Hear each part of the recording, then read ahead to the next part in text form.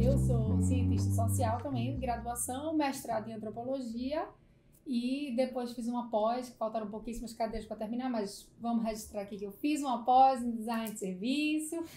Aqui está Depois registrado, que eu comecei- você quer. Foi, depois que eu fui adentrar esse universo todo, não sei o que, e aí... Gosto daqui. Gosto Do lado de cá, eu gosto. Do lado de E cá. aí, não, calma. Em Recife, decidi fazer ciências sociais, uma graduação que queria fazer uma coisa assim, tipo, pra pensar também em ciência política igual a você, só que o meu sonho era estudar ciência política na UNB, eu não sei, eu não lembro mais por que eu queria Mas isso, todo assim. mundo queria Exatamente, pouco. eu sei lá, eu acho que, sei lá, tinha aquele gabarito do racionalismo, né, da É. racionalidade, era mais forte, Os assim. próprios grupos de pesquisa, né, também. Isso. Que acabavam focando muito em Tinha política muito isso, do só lado- que aí eu acho que era isso, eu tinha interesse em política, e aí eu achava que esse era um caminho de discussão, que obviamente é, mas não o único, né? A gente discute, faz e vive política o tempo inteiro, né? É. E aí, dentro das ciências sociais, foi para isso que eu fui, porque a minha opção que eu tinha em Recife era estudar ciências sociais, que quando eu fiz o curso, o currículo, pessoal, era ciências sociais, sociologia, antropologia e ciência política. Então, eu ainda peguei esse currículo dos três. Então, teoricamente, eu tenho uma habilitação para os três. Eu acho muito engraçado isso, né? Eu, tipo, é engraçado. Hoje em dia é desmembrado o curso, né? Então, eu fiz isso e entrei na graduação, assim, achando que eu ia ser essa politóloga, né? Coitada. Chegou lá, assim, foi legal, foram legais as minhas experiências em ciência política e tal, mas assim, não fazia o coração bater, sabe? Não era aquele negócio assim que me fazia, ai, que massa, tem uma cadeira agora eletiva, vou escolher uma em política. Não.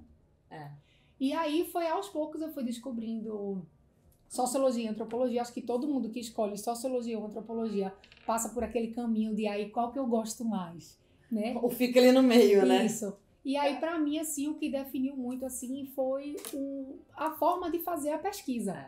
E o que definiu dentro da academia a minha decisão por continuar a estudar mais profundamente antropologia. E o que eu queria como tema, né? Eu já... Ai, minha gente, aí fica aí... Eu já pesquisei de tudo, de medicamento, segurança pública, corpo, religião, que foi o que eu estudei mais tempo, religião e infância, que foi... como foi também o meu TCC e a minha dissertação, um monte de coisa. Vocês também, provavelmente, né? Só porque o povo gosta de saber essas coisas diferentes que um antropólogo faz, estuda, não sei o quê. Fiz um monte de coisa assim. Aí, durante a faculdade, teve um momento que eu achei que eu ia para a sociologia, que foi quando eu comecei a trabalhar com o Plano Estadual de Segurança Pública, lá de Pernambuco. Fiz parte da equipe que construiu o diagnóstico, foi um negócio bem grande. Num monte de rodada do que hoje em dia seria chamado de design thinking, né? E de sprints, assim, a gente fez sprints naquela época, organizou diálogos, né? Porque é isso que a gente faz, na verdade, a gente junta pessoas diferentes e panos de fundo diferentes e traz essas construções para a mesma sala. Mas aí, depois que eu comecei a trabalhar nisso, com essa pesquisa, foi muito importante para mim, foi muito legal. Eu já trabalhava, tipo, no emprego para eu fazer dinheiro, não era, tipo, o meu emprego porque era emprego, mas era isso. E aí eu fiquei, tipo, não, eu acho que eu não quero esse tipo de pesquisa, eu quero uma coisa, mas assim, eu quero ir a campo, eu quero viver aquela coisa, tipo, romântica, idílica do antropólogo Malinowski, que eu quero estar lá e não sei o que, não sei o que. Eu entrei de bolsista de iniciação científica numa pesquisa que era sobre diversidade religiosa nas escolas, e eu me interessava muito por tipo, diversidade religiosa na época também, e tinha um componente muito forte de olhar para as emoções. E também olhar para estudar criança, que era uma coisa completamente... Hoje em dia é mais comum, mas era... Pô, em 2008 ninguém falava de criança, né? Até porque lá em Pernambuco era muito nichado também, né? Exato. Tudo que se pesquisava era muito cultura, muito religião. Exato. Então, festa assim... popular, religião, tipo, classicamente, e indígena, que tinha em Pesqueira, né? Tipo, povos indígenas.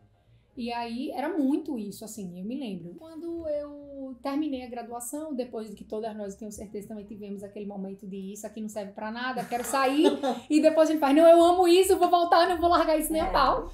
E aí, voltei, segui, me formei, e falei, preciso agora de um tempo, porque existe dentro da academia também essa coisa de produtividade, da gente... E é uma cobrança de produtividade diferente, que eu falei aqui do Qualizar 1, né? É isso. Você tem que performar de uma outra maneira intelectual, e isso tem um custo também. que hoje em dia tem se discutido muito dentro de saúde mental. Mas tá, Aí, nossa, eu falo muito, vocês vão ter que cortar muitas coisas aí. voltei para trabalhar, enfim, no que eu trabalhava, que eu estava tipo fazendo dinheiro, precisava de dinheiro, porque ninguém vive da bolsa da iniciação científica, né? É um pouco difícil. E aí eu fui e fiquei trabalhando em outras coisas, até que eu falei, não, eu preciso voltar para o que eu gosto de estudar, velho. Tô sentindo muita falta. A grande questão é que dentro da universidade a gente só enxerga esse caminho, né? O natural, entre aspas, é a gente ficar voltando para a academia, por mais que a gente seja crítico, a gente precisa retroalimentar ela e tá ali. Então, aí eu fui, voltei, pro mestrado foi muito bom, assim, eu amei o meu mestrado, porque você, tipo, já reduz mais as disciplinas, você foca em outras coisas, assim, que são da sua pesquisa mesmo. É mais direcionado. Na graduação, a gente aprende o pensamento das ciências sociais, na antropologia, na sociologia e na ciência política. Em algumas, isso no período que a gente formou. Hoje foi o que a Paula disse, já é fragmentado. Isso. Existem cursos que são já direcionados para antropologia, para sociologia ou ciência política. E outros, como o da Federal do Paraná, agora é separado, sociologia, antropologia e ciência política. Lá na O Pernambuco meu, também. já peguei esse currículo novo. Na minha fase de graduação. Maravilhosa. Ou seja, ela economizou muita coisa boa. Então, esse é um ponto das ciências sociais que é isso. Então, quando a gente, na primeira formação, você faz assim, e na segunda formação você já começa a fazer assim. Isso. Só que é assim, ó. Isso. Entendeu? Tipo, não é bem tipo...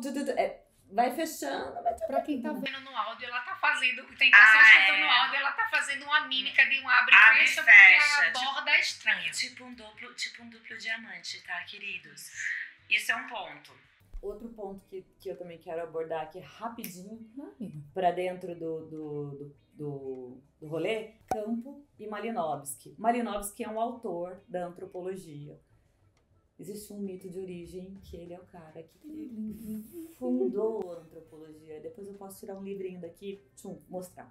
E ele que foi quem sistematizou este método de pesquisa, de ir até um outro lugar, participar do dia a dia das pessoas, voltar para o seu lugar de origem e produzir o entendimento desse deslocamento, tanto físico quanto cultural, Isso. quanto psicológico. E que não é necessário, não era a discussão, tipo, é que ele, a forma que a gente faz a antropologia hoje em dia está muito ligada a isso, mas não necessariamente ele fundou a antropologia que estava dentro dessas milhões de outras coisas psicológicas e ramificações, e explorações, expedições, mas ele era, como a gente faz antropologia hoje em dia, está totalmente ligado a ele. Eu gosto dele, gente. Então, assim, vocês estão vendo que tá um pouco de paixão no que eu tô falando, né? A gente tem isso também na antropologia, a gente gosta de alguns daqueles machozinhos autores. Pois é, mas assim, como ele não tá mais aqui, Eu tô falando da obra, não tô falando do homem.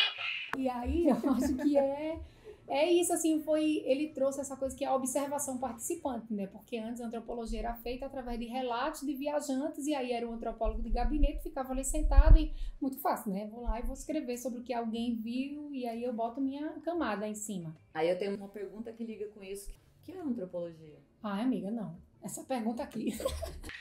Viu que é muito difícil. Internautas, vocês querem saber o que é antropologia? Fazer aquelas respostas bem literais, assim, né? Tipo, estudo dos homens. Tem 350 mil definições diferentes. Nossa. Eu falei brincando, mas é verdade, eu acho difícil explicar o que é antropologia, eu acho difícil explicar o que eu faço para as pessoas. Eu acho que se perguntar para minha mãe o que eu faço, ela também não vai saber explicar. Eu falava para minha mãe que eu faço pesquisa. Isso resolve pesquisa, exato. metade do problema. Exatamente. Né? Só que eu acho que a antropologia, e quando eu descobri aquela citação que eu sempre falo da Ruth Benedict, que é tipo, o propósito da antropologia é tornar o mundo seguro para as diferenças humanas, né? Tipo, isso para mim virou uma bússola, essa citação. E talvez não seja isso literalmente, mas é nessa linha. E aí, eu acredito que o antropólogo, a antropóloga é um tradutor. Eu me sinto uma tradutora. Gosto. Sabe? Tipo assim, porque é isso, eu vou e a gente fala aqui nós três, um idioma, e eu vou olhar algo que é, tipo, distante da gente, no sentido de diferente da minha realidade. Então, Eu absorvo aquilo e eu preciso trazer aquilo de volta no idioma que se fala aqui. Só que usando, respeitando, né, tipo, o protagonismo e a autoria mesmo das falas e tal, daquela produção, daquilo que é tão diferente de mim. Então, eu faço essa tradução, eu diminuo essa distância, eu diminuo essa barreira, né? E isso não é para dizer que não existe diferença. É como tem, que a Ruth Benedito falou, é para tornar seguro para que as diferenças existam e continuem a existir, enfim, aí por mil motivos e porquês e como, eu definiria isso. Eu gosto de me enxergar realmente como tradutora de realidades, assim, agora, através da pesquisa, lendo pra caralho, todas aquelas coisas. Vocês podiam falar palavrão. Acabei de falar. E isso pareceu uma tarjeta.